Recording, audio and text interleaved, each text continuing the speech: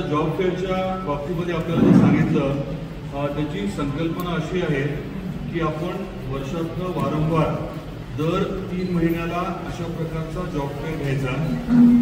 सुरुवात जी आहे ती 28 ऑक्टोबरला आपण करतोय आणि आपल्या माध्यमातून सर्व जे युवक युवती आहेत ज्यांना बाहेर जाऊन काम करण्याची इच्छा आहे अशा युवकांना युवतींना आपल्या माध्यमातून मला आवाहन करायचं आहे की आपण रजिस्टर करावं। आपल्याला वेगवेगळ्या कंपनीमध्ये काम करण्याची संधी उपलब्ध होऊ शकते।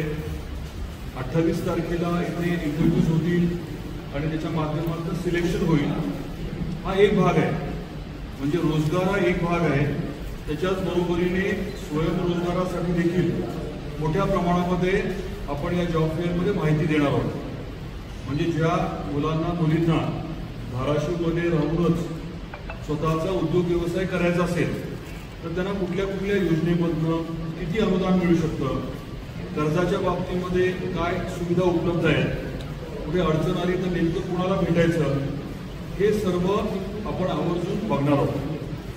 परवा दिवशी मी छत्रपती संभाजीनगरला होतो।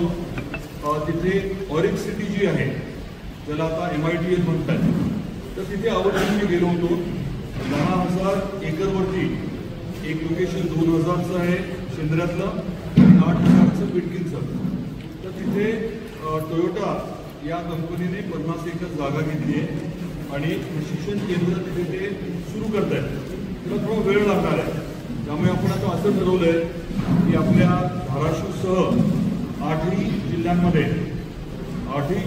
जिथे ITI आहे, जिथे पॉलिटेक्निक आहे, तिथे स्किल्स डेव्हलपमेंटची ॲक्टिव्हिटी म्हणजे प्रशिक्षण देण्याची आपण तयारी करायची आणि ज्या त्या जिल्ह्याच्या ठिकाणी तालुक्याच्या ठिकाणी आपल्याला जी काही मॅनपॉवर लागते, जी काही प्रशिक्षित आपल्याला मॅनपॉवर लागते, लोक जे लागतात ते उपलब्ध करून देण्यासाठी देखील आपण पुढाकार घेणार आहोत। धाराशिवमधले सर्व जे ITI आहे आणि पॉलिटेक्निक आहेत त्यांच्यापासून आपण ऑब्व्हियसली तातडीने सुरुवात करणार आहोत। तर सांगण्याचा हेतू काय आहे की रोजगाराची संधी आपल्या राज्यामध्ये आता खूप मोठ्या प्रमाणामध्ये उपलब्ध होते आणि त्याच्या अनुषंगाने आपल्या मुलांनी ट्रेंड व्हावं, प्रशिक्षण घ्यावं। इंटरव्ह्यू कसा नेमका द्यायच्यापासून अनेक गोष्टी आपल्याला बघाव्या लागणार आहेत, त्या दृष्टीने देखील प्रशिक्षण द्यावं लागणार आहे। आता नवी मुंबईचा जो नवीन एअरपोर्ट आहे तिथे प्रचंड प्रमाणामध्ये रोजगार निर्मिती होतीये। आपल्या नवी मुंबईच्या कॅम्पसच्या माध्यमातून देखील आपण आपल्या भागातल्या लोकांना नवी मुंबई कशी मिळू शकेल हे देखील आवर्जून बघणार आहोत। छत्रपती संभाजीनगरचा विषय तर आपल्याला बोललो, तिथे साधारण 50,000 नवीन रोजगार पुढच्या 3-1 वर्षामध्ये निर्माण होण्याची शक्यता जी आहे ती स्पष्टपणे जाणवली मला। आणि मग तसंच मुंबईमध्ये, नवी मुंबईमध्ये, पुण्यामध्ये वेगवेगळ्या संधी उपलब्ध होत आहेत। आपल्या इथे देखील तारा प्रोजेक्टच्या माध्यमातून हे वेगळा विषय नक्कीच होणार आहे। आणि छत्रपती संभाजीनगरच्या बाबतीत आपलं साधारण धोरण असं राहणार आहे की मराठवाड्यातले जे विद्यार्थी आहेत किंवा ज्यांना छत्रपती संभाजीनगरला जाऊन काम करायची इच्छा आहे अशा मुलांना मुलींना नीट प्रशिक्षण देऊन जास्तीत जास्त आपल्या मराठवाड्यातली मुलं छत्रपती संभाजीनगरच्या कंपन्यांमध्ये कसे लागतील याच्यावरती आपण आवर्जून भर द्यायचं ठरवलं आहे। हा जो जॉब फेअर आहे तो ताईने सांगितल्याप्रमाणे ही ऑनगोईंग प्रोसेस राहणार आहे। म्हणजे एक आपण जॉब फेअर घेतला आणि विषय संपला असं नाही, हे रजिस्ट्रेशन जे आहे ते सातत्याने चालणार आहे। आणि मग कदाचित आपण काही ॲक्टिव्हिटी नवी मुंबईत करू, काही छत्रपती संभाजीनगरला करू, काही पुण्यात देखील करू। ही सुरुवात आहे।